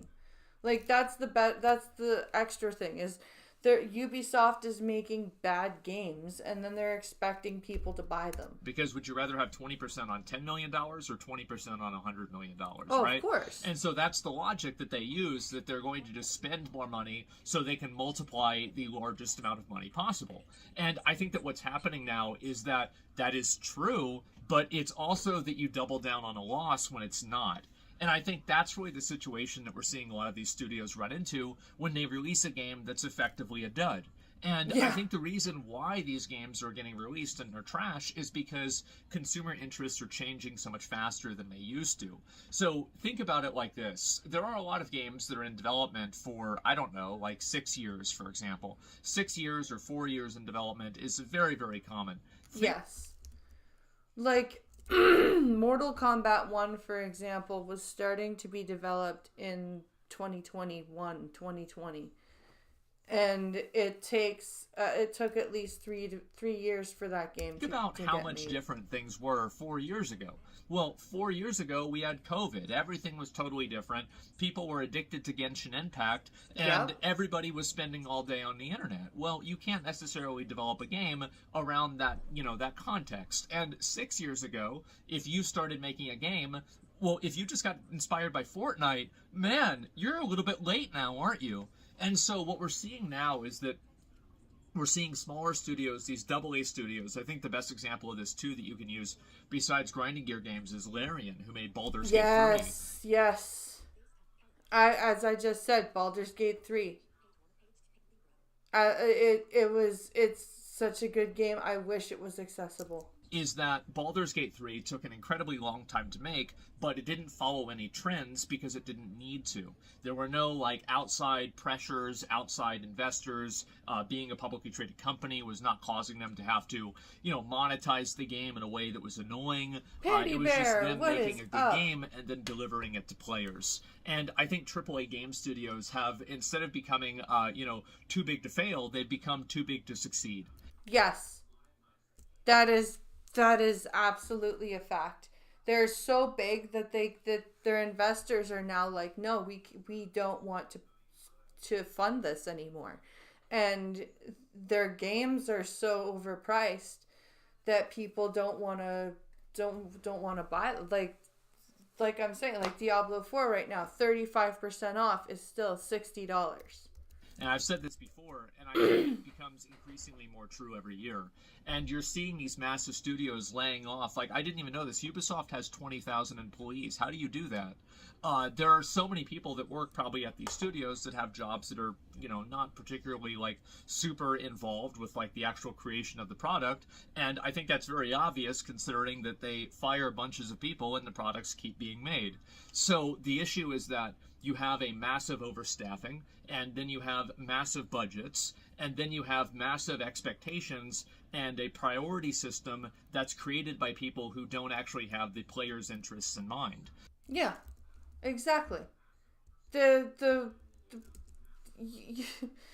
nobody right now that's making games, it seems like, at the AAA level cares about what the players actually want. And what I'm saying by that is, I think a good example of this is if you look at a lot of the, like video games that have like actors in them. Like I think Senua's Saga 2 is a really great example of a game that is made for an audience of gamers that doesn't really exist.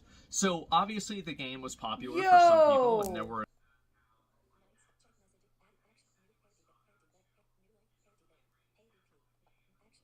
Thank you for the donation. Oh my goodness. That's a lot of finishits. That's quite a lot of finishits. Okay then. I don't think we're gonna do that many finishits tonight, but we will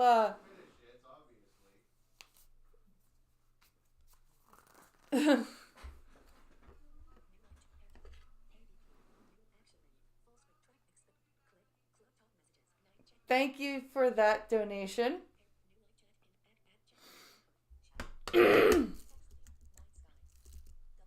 That was very kind. People that bought and played the game, but the reality is that it really wasn't that big, and they probably didn't recoup their costs. And what happens is that games journalists and games media, and I think just the games industry itself,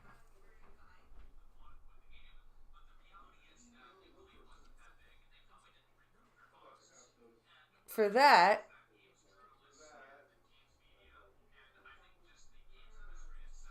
The Christmas shot glass is missing. Oh, wait. No, it's not. It's in the cabinet. Break screen. 2 seconds. Break screen? Okay. Break screen. Sorry, I'm not wearing a shirt, and I don't want to put one on, and I'm just too... There. For that, open it up. Huh? Go back. There. We're on solo Famine? cam now. Buddy, thank you That for wasn't Famine. Was it? That was Duck Dog. Duck Dog, okay. Sorry, I read that wrong. For that beautiful donation, this shot glass is older than all of us. This shot glass was my grandpa's. It's the only thing I have from our Portuguese Christmases as a child. This is Crown Royal. Oh God. That's for me, not for you. Screw that. You do it. My freaking whiskey. Can I go pee I then? hate Crown Royal, but shit. I'm going to pee. You drink your whiskey. I have to pee. Thank you, sir. Woo! Thank you. That was for you. Thank you, sir. See? Woo! I'll feel that in a few minutes. She went for the... Yeah, so this shot glass has... So this sat on my grandpa's bar, behind the bar, on the shelf, all of my childhood, and every Christmas, this would be my glass to drink from, up until I was 6 when he died. So, yeah, for that, thank you. That's what we get for that. Are you done yet? Yes. Okay, and she has returned. But yeah, so that's what you get for that one. Thank you very much, Duck Dog. Woo! I'm feeling already. Now I can do my... Now I can get... Oh. Woo! Now we can get the game. Yeah. And the other game. Hey, now you did that, plus the other one for the kid. Well, which one do you want? Which one? See, for Astrobot, which the youngest wants, that's $70. Yeah, I'm not buying a Mastrobot. I'm sorry. I love the boy, but I'm not buying a Mastrobot.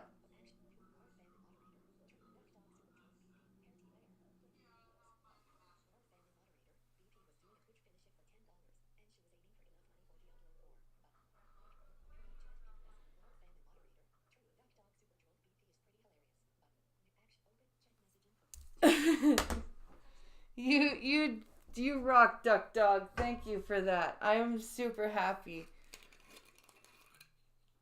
Because I love my Mortal Kombat, but I'm getting a little bit tired of the same game over and over again. And there's apparently a whole blind Discord for Diablo 4. And like they do a whole like even a totally blind person beat like the hardest boss in Diablo. So yeah, it's I would like a different game now. Likes to gas himself up about these types of games, but I don't actually think that these are the types of things that players are actually looking for. And I think that's reflected in the sales, and this happens over and over and over.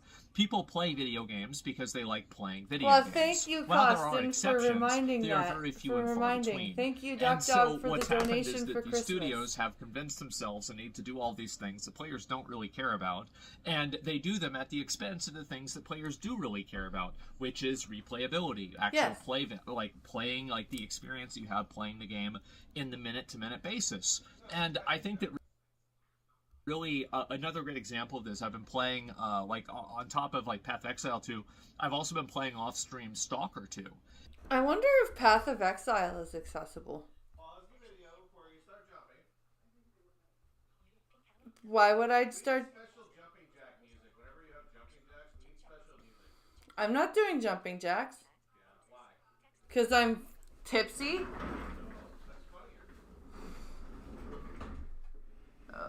So how many jumping jacks am I doing? 25 drunking jacks? Okay. 1, 2, 3, 4, 5, 6, 7, oh god, the hat, 8, 9, 10, 11, 12, 13, 14, 15, 16, 17, 18, 19, 20, 1, 2, 3, 4, 5. And my hat fell down over my eyes. That's too funny. Did somebody else donate another $25?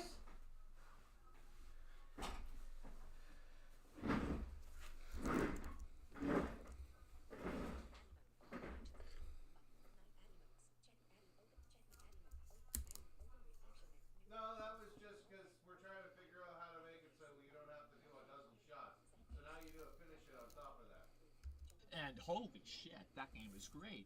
And it's made by, again, a AA, a smaller studio, but they've come together to really make an incredible game. And I think having a focus, I remember, there was like a really good metaphor that in Game of Thrones, King Robert was like, what's stronger, 5 armies or 1 army? And really, it's the 1 army that's a lot stronger. And I think that's what we're starting to see a lot more with these games, is you're seeing these... Apparently you're going to have to help me set up my character, though, in Diablo.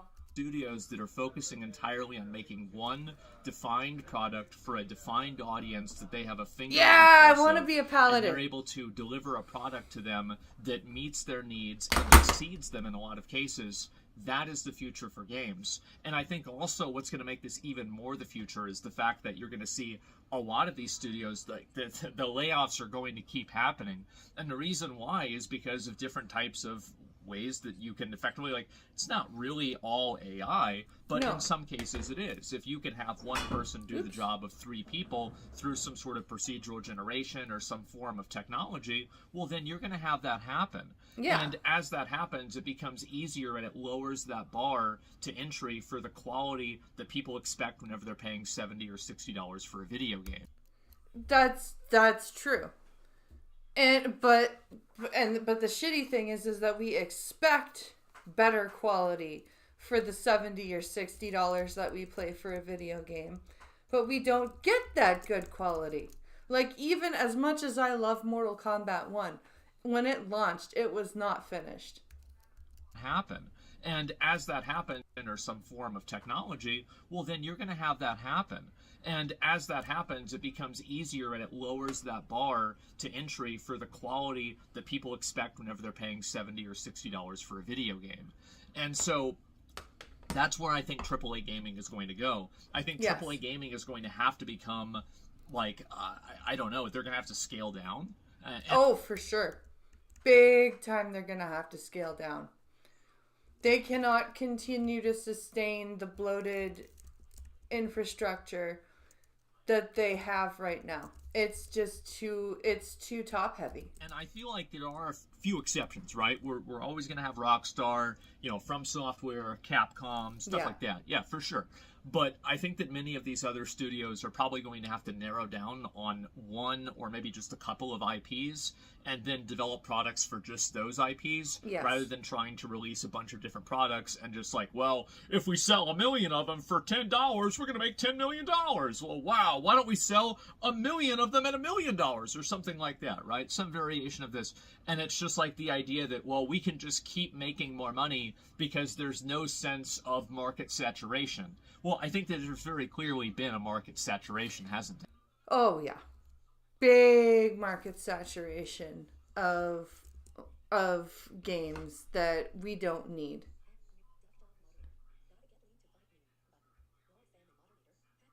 Gotta get lean to fight mean. Exactly, Duck Dog. And we're seeing that, express itself right now as, you see a lot of games that just don't have the marketing. There's just so much of an economy of attention. There's only so many people that can pay attention to so many games. And I think, again, when you have like your story game or whatever that is focused on, motion capturing facial movements, that just doesn't fucking matter to a lot of people. Like, I don't give a shit about that. I don't think a lot of people do. It's nice when the games have it, but I'm certainly not going to play a game because of it. But if a game has good gameplay, I will play a game because of it, even if the face models go like this. Yeah. I don't give a shit. And I don't think most other people do either, except for other journalists and people in the industry. So what we're going to see more of is we're going to see these AA studios that, and I think that another reason why this is happening too is like distribution and publishing. Being able to publish a game, think about how many hoops you had to jump through in order to get your game on Nintendo 64, or in order to get your game on Super. Oh, I just found out watching Champions of the Realms Top 8 tournament for this past week. They're remastering Turok. That is so awesome. I remember playing Turok on the N64. They're fucking remastering Turok. That's gonna be great. Super Nintendo, or even something like the GameCube.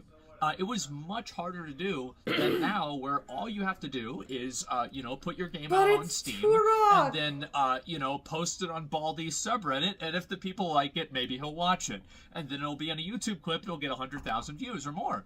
And so that's pretty easy to do, right? Especially compared to, trying to work around, They're doing Virtual Fighter and Turok. Bring back Primal Rage. Primal Rage was, Primal Rage was good. A Japanese company's expectations in the year 2003. Much harder to do. And so nowadays, I think you're seeing much more people able to get into that space and grow in that space much more quickly. And that's why you're going to see those AA studios that focus and narrow in on just that one solid, really good product. That is where I think the future is going to be for AAA games. And I think that also AAA studios, this is another big problem, is that, what I was saying before with Ubisoft, they've sucked a lot of dicks. They did. Ubisoft did suck a lot of dicks, and they sucked all the wrong dicks. And the problem now is that residual taste in people's... let's go ahead and just stop right there. People think that their next games are going to be bad because their previous games have been bad. And so there is a reputational damage that happens that exists beyond the lifespan of the game that has problems. And that's effectively what I'm trying to say. And so what I think that we're seeing with Ubisoft and other studios is that they have this reputational damage, this generational reputational damage. Blizzard's another great example of this.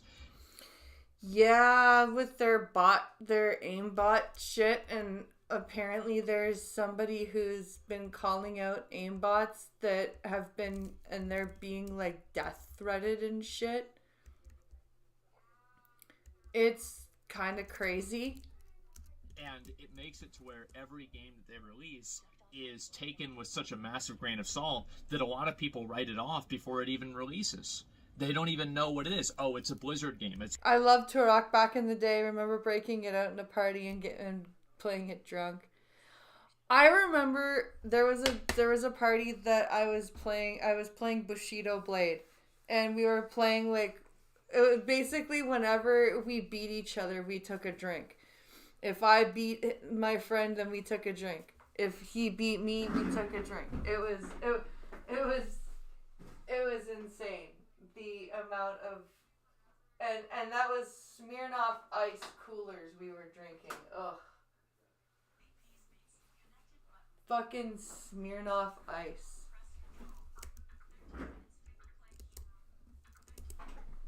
What? Why is there no... Oh dear. That is not helpful. I'm trying to charge my headphones and the headphones just fell out of the thing. And my hat just fell down over my eyes again. I can't see! Yes, I just made a horrible joke. I understand.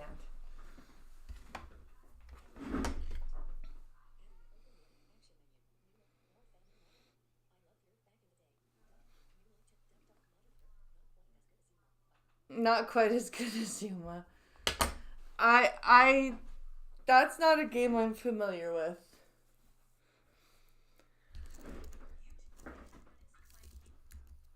It's a Ubisoft game. It's EA. Of course it's going to be garbage. And so newer studios that focus on one product don't necessarily have that reputation. Or at least in a lot of cases they don't. And if they do, they go out of business, right? And I think that's what happens in some cases. But that's where I think the future is of AAA gaming. I think that they have to narrow down and focus more on a number of individual IPs rather than trying to just get a 20% return on as many things as possible. Okay. I think that there is very clearly a market saturation. There's very clearly a market cap. And I think that we're beginning to explore that reality now. And I think that's become evident after about, I'd say 2022, after like the COVID level of like internet usage and video. Yes. Especially after COVID.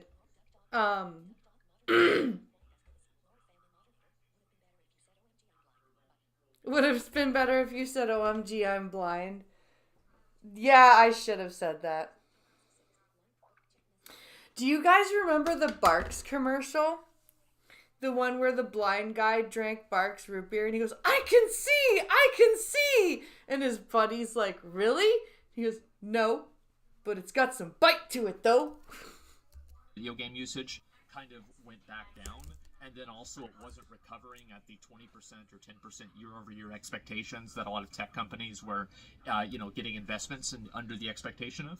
And so what I think is going to happen is, you're going to have a lot of these AAA studios that just simply can't meet the expectations of such a massive ship. Yeah. You're going to always have like the Blizzard, the Capcom, the like those guys, but I don't know, however, like if Naughty Dog is going to stay open. It's like, how easy is it to turn a Titanic versus Viking longboat, right? And that's why games like Valheim doing a whole lot better than big games like Skull and Bones. And there it is, a quadruple A game, 1A for each player. Zima was the original cheerleader. I just changed it. Zima was the original cheerleader beer.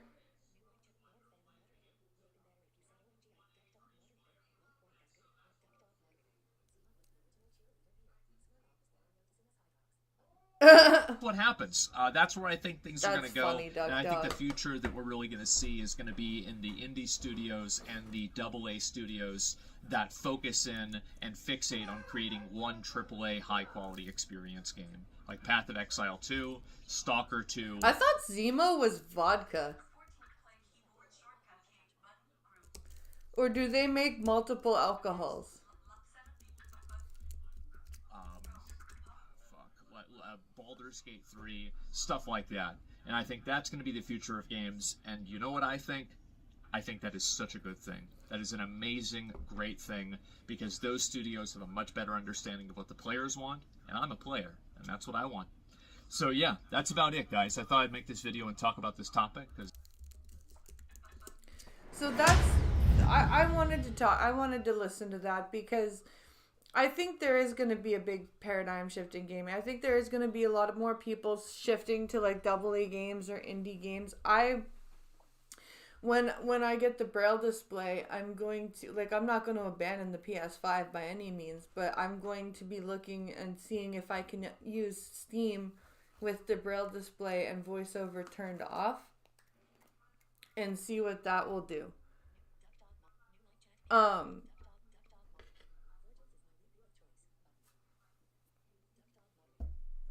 Virgil's is my root beer of choice.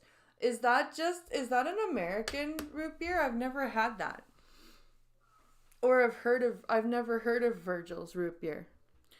But yeah, like games like Hades 2, for example, or War Sim, or stuff like that are playable on the computer.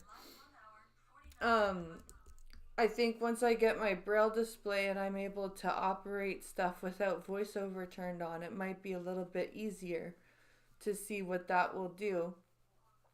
Plus, apparently you can launch Steam games without having the Steam browser open. I didn't know that.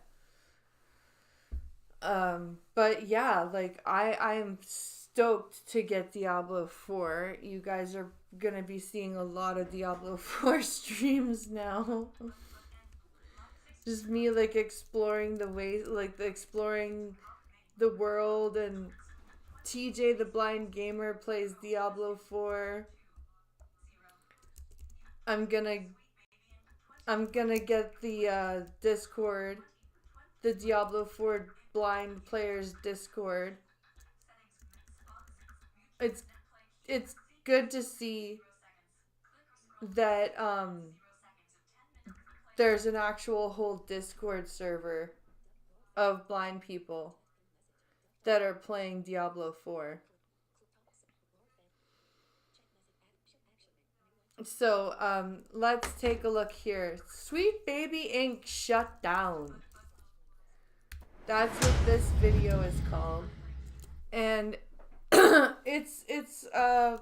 I think this is a good thing. How many times does Sweet Baby Inc. need to learn this lesson?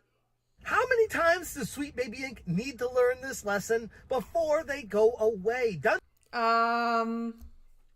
Infinity number of times. Dungeons and Dragons Dark Alliance is the latest victim. Before they go away. Dungeons and Dragons Dark Alliance is the latest victim, getting the Sweet Baby Inc. death kiss and going away. What did they do to D&D Dark Alliance? Hold on, guys. Welcome to another episode of Smash JT. And I'm in the car waiting at the airport phone lot to pick up the in-laws for the holidays. And I hope. Yay!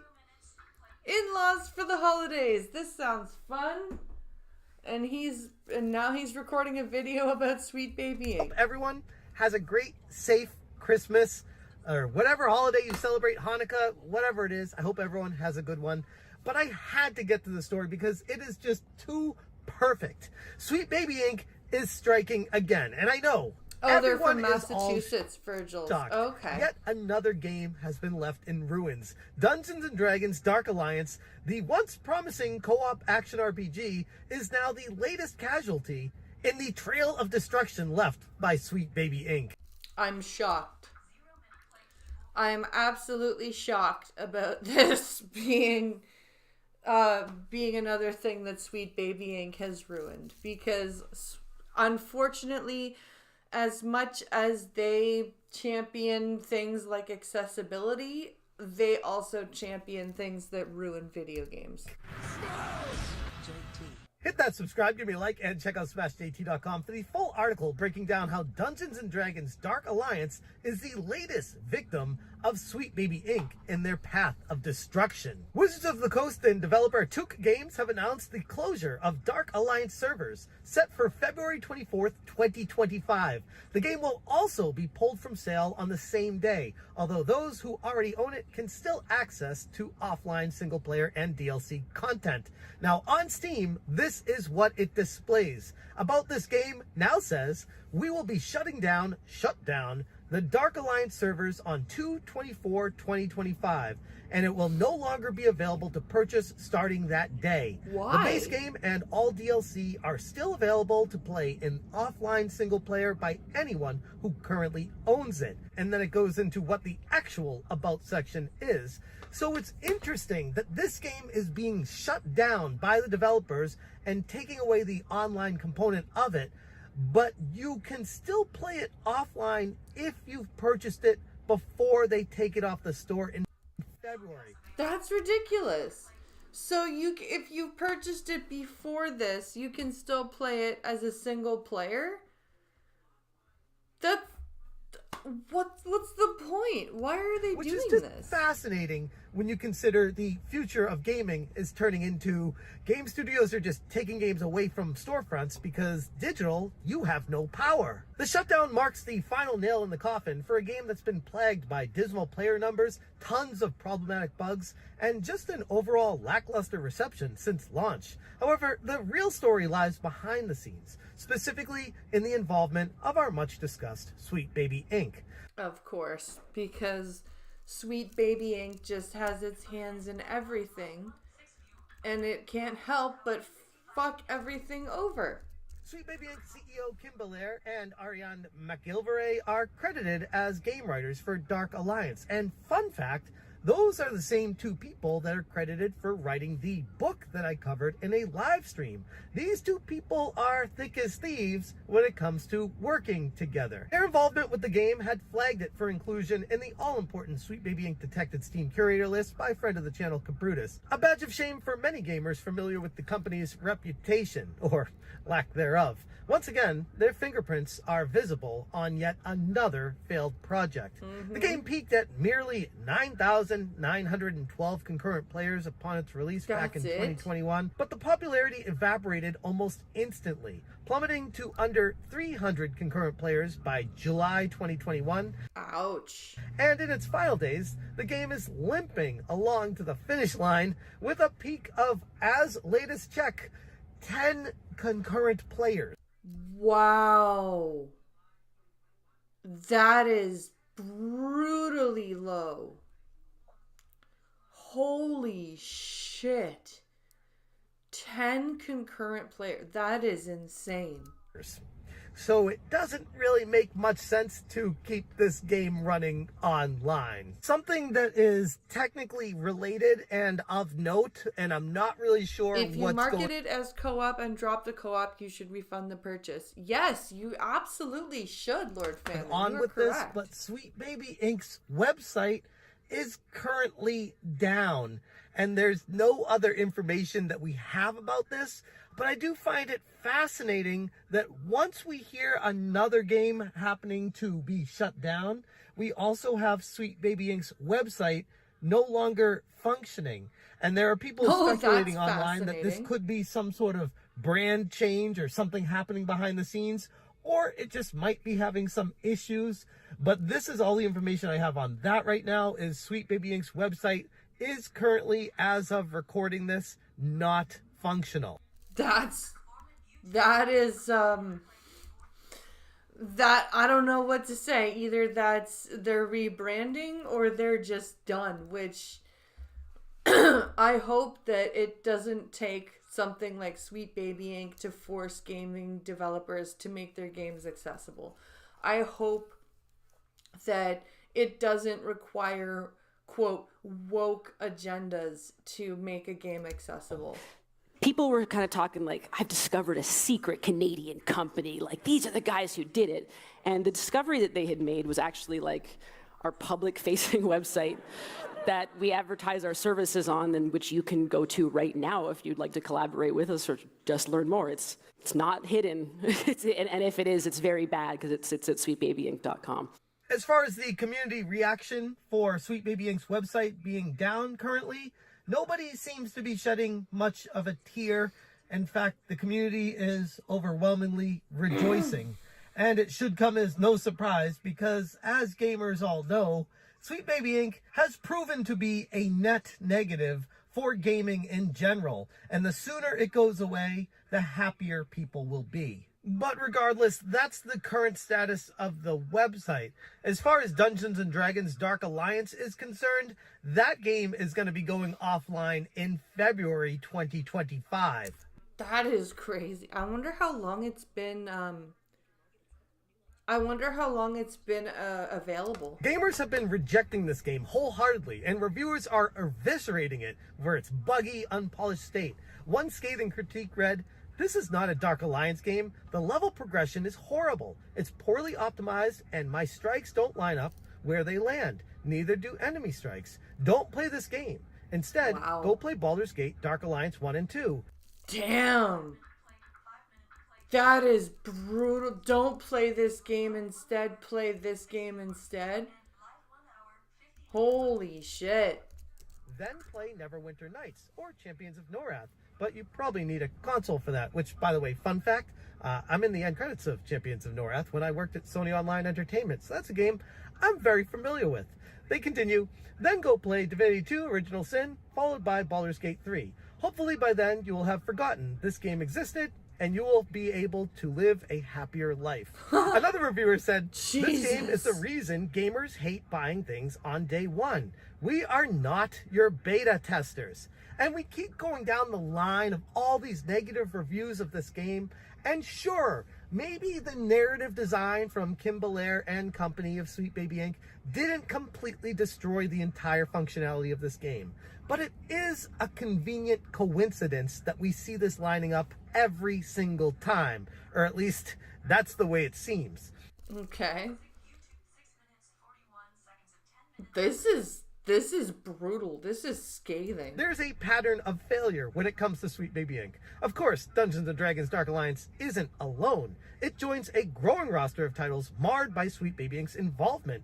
Other notable titles that I've looked at are Unknown 9 Awakening, Flintlock, The Siege of Dawn, and of course the very ill-fated Suicide Squad, Kill the Justice League. Not to mention game studios like Heart Machine suffering massive layoffs, among many others, this year alone. Each of these have suffered directly from poor reception, lackluster sales, and dwindling player bases. It's a damning indictment of Sweet Baby Inc.'s influence. The vast majority of people seem to think because it's an error 408 that it will be something that gets resolved and put back up. But other people are wondering if this is something a lot deeper, if they're taking it down coincidentally due to lawsuits happening. Oh, for sure. I think it's because of the lawsuits. I honestly think it's a lawsuit. They don't want to deal with it. Or potentially rebranding, like I stated earlier. Or maybe it has something to do with an acquisition or something with the Powell Group. There's too much speculation here to really know, but all options are on the table. But one thing is for sure, something is definitely happening behind the scenes right now. Sweet Baby Inc.'s reputation for unnecessarily injecting diverse storytelling, lack of polish, and misguided priorities into projects has become a hallmark of their own failure. Instead of enhancing games, their approach alienates gamers and steers projects directly into irrelevance. It's not just for me either, far from it. The gaming community has repeatedly voiced its frustrations along the way, but developers and publishers alike, for some reason that we can't figure out for certain right now, continue to ignore all the warning signs from gamers saying, please stay away. Please stop. Please stop ruining our games. Please stop making things woke and boring. We don't want this kind of stuff and ideologies being injected into our games. The shutdown of Dungeons & Dragons Dark Alliance underscores the ongoing damage caused by Sweet Baby Inc.'s involvement in the gaming industry. As yet another title fades into obscurity, at some point, you gotta think, developers would have begun to rethink their reliance on Sweet Baby Inc. and their destructive practices. Maybe they are. Maybe it's just one of those victims of long development time cycles and causing the lag of making sure that the games don't use them in the future moving forward. And this is just a victim of circumstance from game developers that have been using Sweet Baby Inc. over the years leading up to right now. But whatever the case may be, gamers... What?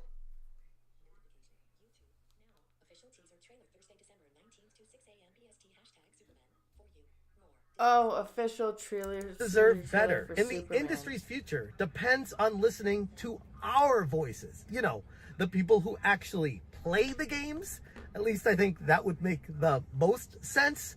But here we are at the end of 2024, still talking about games and studios being completely eviscerated and destroyed by having any kind of transcendental touch of Sweet Baby Incorporated. Yeah. If a game, if a game studio has anything to do with Sweet Baby Inc., it's basically nothing. Nobody wants to deal with it. Nobody wants to have anything to do with the game. Nobody wants to deal with any of the game's storylines or anything like that because it's usually bullshit. It's usually a bullshit game, a bullshit storyline, a bullshit game. So that's why nobody wants to deal with Sweet Baby Inc. when they touch a storyline. Whew. I think I'm going to end this for now. I've didn't realize I've covered everything that I have open on Twitch and YouTube. I'm gonna go eat and soak up some of this alcohol, but I'm gonna be back with some Diablo 4 later on, and we'll build my character and have some fun. So thank you for watching, and I will see you guys on Twitch later on. Thank you to Duck Dog and Lord Famine for the donations. You guys are awesome. I hope you guys have a wonderful evening, and I'll see you on Twitch in a little bit. Bye, guys.